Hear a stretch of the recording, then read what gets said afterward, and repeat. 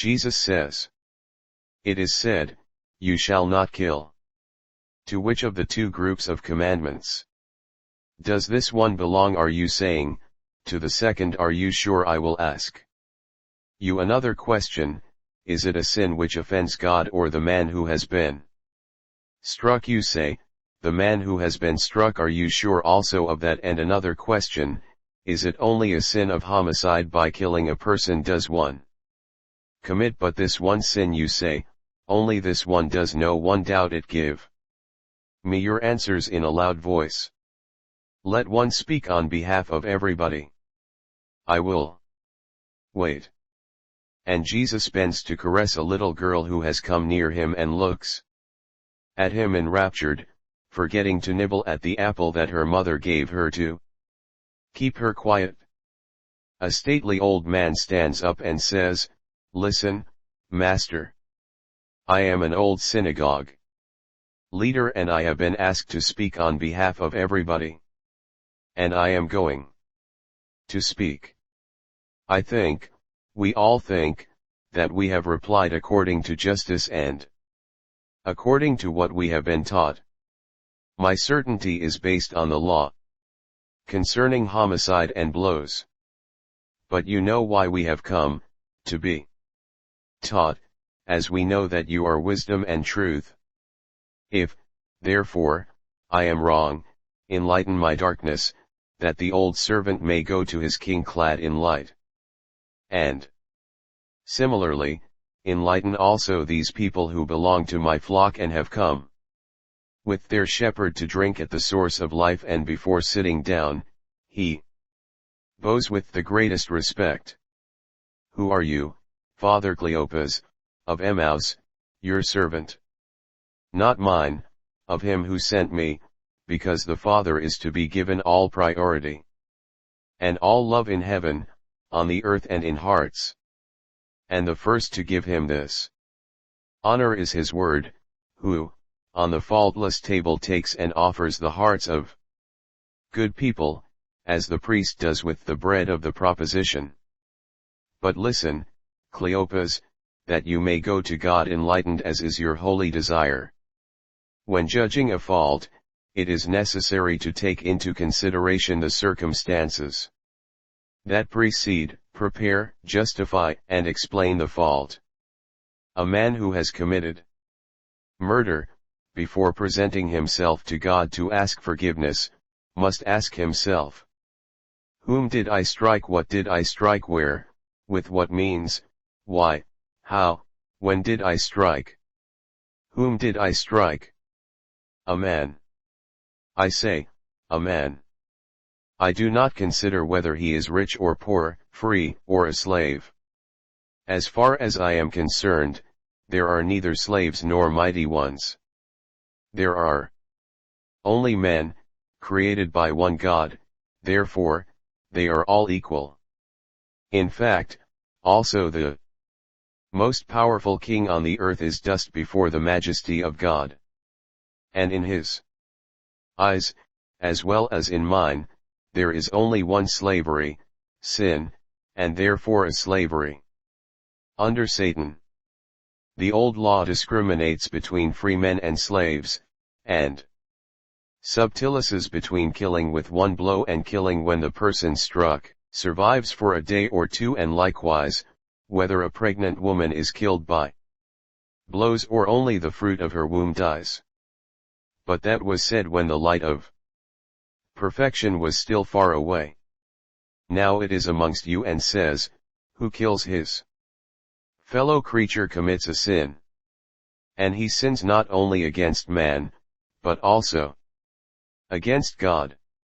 What is man? Man is the sovereign creature whom God created to be the king of creation, and he created him in his image and likeness, giving him his likeness according to the Spirit, and his image by drawing his perfect image from his perfect thought. Look at the air, at the earth, at the seas. Can you see an animal or a plant, however beautiful it may be, which is equal to man? Animals run, eat, drink, sleep, procreate, work, sing, fly, creep, climb. But they do not speak. Man can also run and jump and is so fast that he seems a fish, he can creep and looks like a reptile, he climbs like a monkey, he can sing like a bird. He can procreate and reproduce. And, besides, he can speak. Do not say, every animal has its language. True, one moos, another bleats, another brays, another chirps, another warbles, but the last bull will bellow. Exactly the same as the first one, and so sheep will bleat until the end of the world, and donkeys will always bray like the first one, and sparrows will always chirp, whilst the lark and the nightingale will sing their songs, the former to the sun, the latter to a starry night, also on the last day of the world, exactly as they greeted the first sun and the first night. Man, instead, having not only a voice and a tongue, but also a nervous system, the center of which is the brain, the seat of intelligence, is capable of perceiving new sensations, meditating on them and giving them names. Adam called dog his friend and gave the name of lion to the animal that seems most like it because of its mane round its short bearded face. He called sheep the lamb that greeted him mildly and gave the name of bird to the beautiful flower of feathers that flies like a butterfly but sings a sweet song that a butterfly cannot sing. And later, throughout centuries, the children of Adam created new names, as and when they became acquainted with the works of God in his creatures, or, through the divine spark which is in man, they not only procreated children, but they also created things which were useful or harmful to their children, according to whether they were with God or against God. Those who create and do good things are with God. Those who create wicked things, harmful to their neighbors, are against God. God avenges his children tortured by man's wickedness. Man is thus the favored creature of God. Even if he is now guilty, he is still the dearest creature to him. That is witnessed by the fact that he sent his own word, not an angel, not an archangel, not a cherub, not a seraph, but his own word, clad with human flesh, to save man. He did not deem that flesh unworthy to make him liable to suffer and expiate, who being a most pure spirit himself, could not have suffered and expiated the sin of man. The Father said to me, You shall become man, the man I made one. He was as perfect as everything I make. He was destined to a peaceful life, a most peaceful final sleep, a happy awakening and a most happy eternal life in my celestial paradise. But you know that nothing contaminated may enter our paradise, because there we, one and trine God, have our throne. Only holiness is allowed to stand before it. I am he who I am. My divine nature, our mysterious being can be known only to those who are without sin. Now man, in Adam and through Adam, is foul. Go. Cleanse him. I want it. From now on you shall bathe a man, the firstborn, because you will be the first to enter here with mortal flesh deprived of sin, with a soul deprived of the original sin. Those who have preceded you on the earth and those who will come after you, will receive life through your death of a Redeemer. Only one who was born can die. I was born, and I will die. Man is the favored creature of God.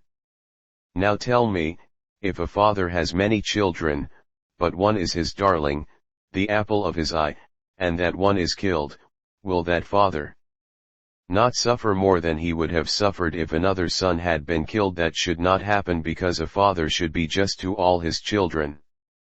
But it happens because man is not perfect.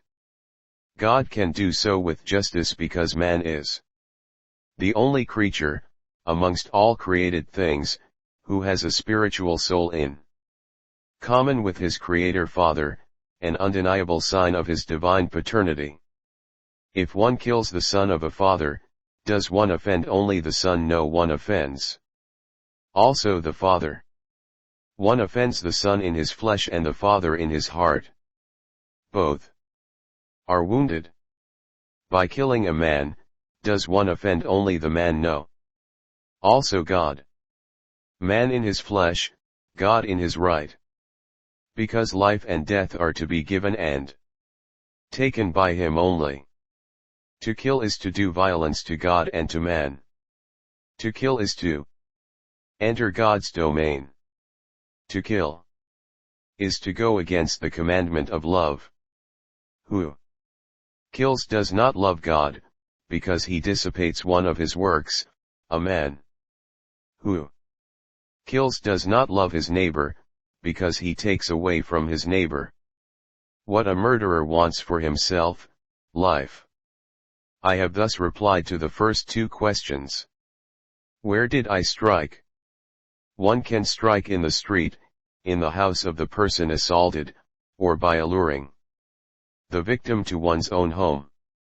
One can strike either one or another organ, causing a more severe pain, or committing two homicides in one, by striking a woman whose womb is bearing its fruit.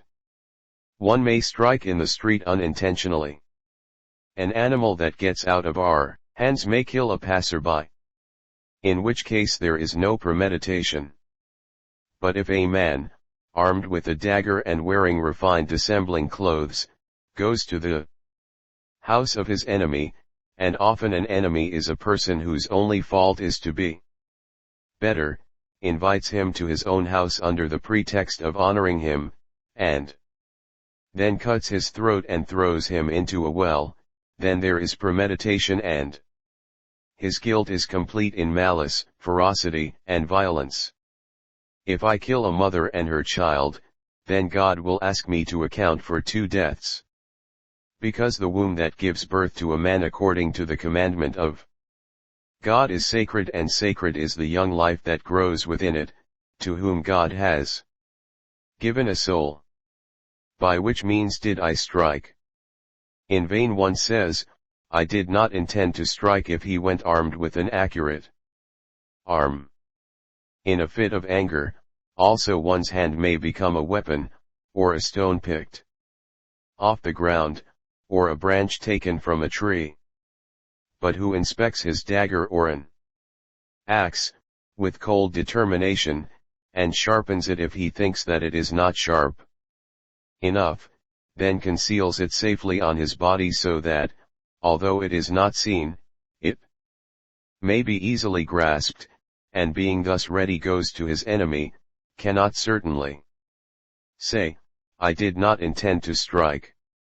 Who prepares a poison picking poisonous herbs and fruits, makes a powder or drink with them which he then offers to the victim as spices or as cider, cannot certainly say, I did not want to kill. And now listen, you women, tacit unpunished murderesses of so many lives. It is also murder to detach a fruit that is growing in a womb, because it is of a guilty seed, or because it is an embryo which is not wanted, being a useless burden to your bodies and your wealth. There is only one way not to have that burden, by being chaste. Do not join homicide to lust, violence to disobedience, and do not think that God does not see, simply because man does not see. God sees everything and remembers everything. You ought to remember that, too. Why did I strike? Oh! For how many reasons? The sudden mental turmoil which causes in you a violent emotion, such as finding your nuptial bed polluted, or a thief at home, or A dirty fellow intent on doing violence to your young daughter, the cold, premeditated planning to get rid of a dangerous witness, of someone who encumbers your way, or of someone at whose position or purse you aim, those are some of the many reasons. And if God can still forgive who in a painful derangement becomes a murderer, he will not forgive who becomes such through lust for power or for men's esteem. Always behave properly and you will fear nobody's eye or word.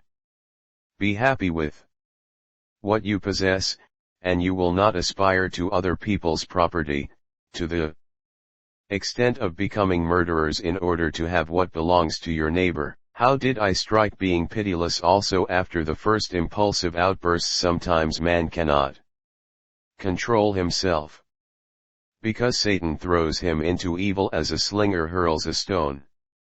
But what would you say of a stone, which, after reaching its target, should fly back by itself to the sling, to be hurled again and strike once more? You would say, it is possessed of a magic hellish power. And such is man, when after the first blow he strikes a second, a third, a 10th time, with unbridled ferocity. Because wrath abates and reason takes over after the first outburst, if it is an outburst caused by a justifiable reason. Whereas ferocity increases the more the victim is struck by a genuine murderer, that is, by a Satan, who does not feel and cannot feel pity for a brother because, being Satan, he is hatred personified. When did I strike? During the first outburst after it had subsided, pretending I had forgiven. Whereas my grudge grew more and more, did I perhaps wait for years before striking, to cause double pain by killing the father through his children? You can see that by killing one offends the first and second group of commandments. Because you unduly claim the right of God and you oppress your neighbor. It is therefore a sin against God and against your neighbor. You do not only commit a sin of homicide, but you commit a sin of wrath, of violence, of pride, of disobedience, of sacrilege, and sometimes, if you kill to steal a position or a purse, of greed. I will only mention this now, and I will explain it to you in greater detail some other day. One does not commit homicide only by means of a weapon or poison, but also by slander. Meditate on that. I also say to you, the master, who striking a slave, does it cunningly, so that he may not die in his hands, is twice guilty. A slave is not money of his master, he is a soul of his God. And cursed be forever who treats him worse than a bull. Jesus' eyes sparkle with majesty and his voice thunders. They all look at him, amazed, because before he was speaking quietly. May he be cursed. The new law repeals that hardness which was still justice. When in the people of Israel there were no hypocrites who pretend to be saints, and sharpen their wits only to take advantage of the law of God or elude it. But now that Israel is overflowing with such vipers, for whom all caprices are lawful, when it suits them, the miserable mighty ones whom God looks at with hatred and disgust, I say, it is no longer so. Slaves fall in the fields or at the millstones. They fall with fractured bones and with nerves laid bare by scourges. They accuse them of false crimes, so that they may strike them and thus justify their diabolical sadism. They even make use of God's miracles, as an accusation, to have the right to strike them. Neither God's power nor a slave's holiness convert their wicked souls. They cannot be converted. Good will not enter a soul glutted with evil. But God sees and says, it is enough. There are too many Cains who kill the Abels. And what do you think, you foul sepulchres, whose outsides are whitewashed and covered with the words of the law, and in whose insides Satan dominates as a king and the most cunning. Satanism flourishes.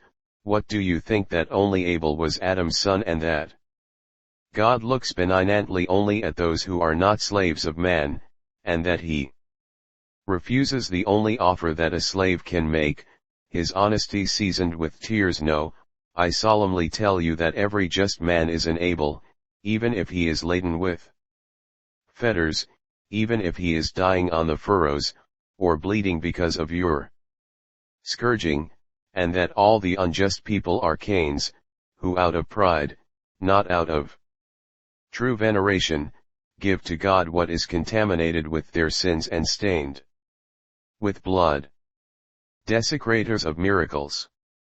Desecrators of men, murderers, impious people. Out. Away from my sight. Enough. I say, enough. And I can say that, because I am the divine word who translates the divine thought. Away. Jesus, standing on the rough platform, is so imposing as to be frightening. With his right arm stretched out towards the door, his eyes like two blue flames, he seems to be striking by lightning the sinners present. The little girl at his feet starts crying and runs to her mother. The disciples look at one another amazed. And they look to see to whom the diatribe is addressed. Also the crowd turn round and look inquisitively. At last the mystery is clarified. At the other end of the room, outside the door, half hidden behind a group of tall country men, Doris appears. He looks thinner, yellower, more wrinkled, with his big nose and protruding chin. A servant helps him to move because he seems to be semi-paralyzed. No one had seen him there, in the middle of the yard. He dares to speak in his clucking voice. Are you speaking to me? Is it for me? Yes, for you. Go out of my house. I am going out. But I will soon have a reckoning with you, don't worry. Soon, at once. The God of Sinai, as I told you, is waiting for you.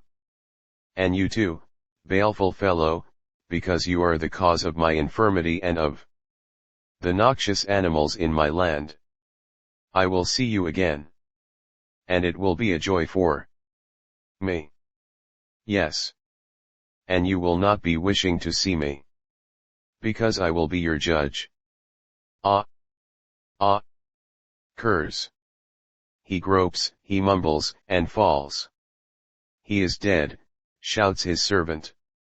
The Master is dead. May you be blessed, Messiah, our Avenger. Not I, but God, the Eternal Lord. Let no one be contaminated. Only the servant is to see to his master, and be kind to his body. And you all, his servants, be good. Do not rejoice, out of bitter hatred, because he has been struck, so that you may not deserve to be condemned. May God and just Jonah be always your friends, and I with them. Goodbye. But did he die by your request? Asks Peter. No. But the Father came into me. It is a mystery that you cannot understand. It is enough for you to know that it is not right to strike God. He avenges himself by himself. Then, could you not tell the Father to let all those who hate you die? Be quiet. You do not understand what your mentality is. I am mercy and not revenge. The old man, the head of the synagogue, comes near and says, Master, you have answered all my questions and light is in me. May you be blessed. Come to my synagogue. Do not refuse an old man your word. I will come. Go in peace. The Lord is with you. While the crowds go away very slowly, it all ends.